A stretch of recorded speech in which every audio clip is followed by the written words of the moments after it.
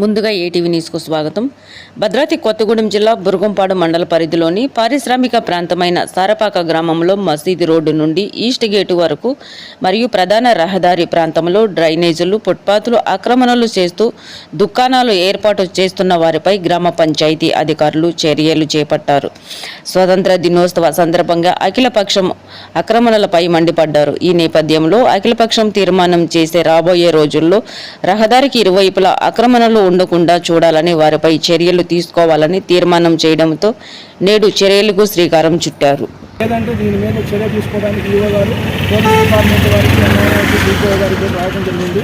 దీనిపైన చట్టపరమైన చర్యలు తీసుకుంటారు. దయచేసి ఎవరు ఇబ్బంది పడకుండా ముందే అభివృద్ధి బాగుంటుంది నా కోరిక.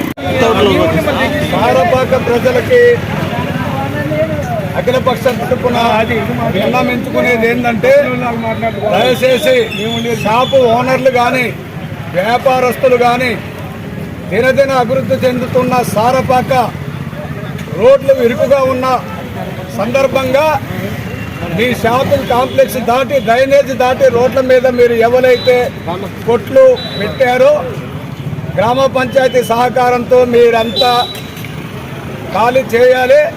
ఎందుకంటే ఇక్కడ బైక్ పార్కింగ్ కానీ, షాపులకు వచ్చేటోళ్ళకి కానీ, స్కూల్ పిల్లలకు కానీ, ఐటీసీ ఎంప్లాయీస్ కానీ, క్యాజువల్స్ కానీ చాలా ఇబ్బందిగా ఉంది.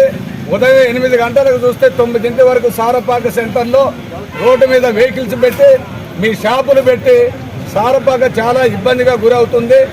జనాల రద్దీని దృష్టిలో పెట్టుకొని దయచేసి ఇరువైపుల డ్రైన్ దాటి మీరు షాపులు పెట్టకూడదు.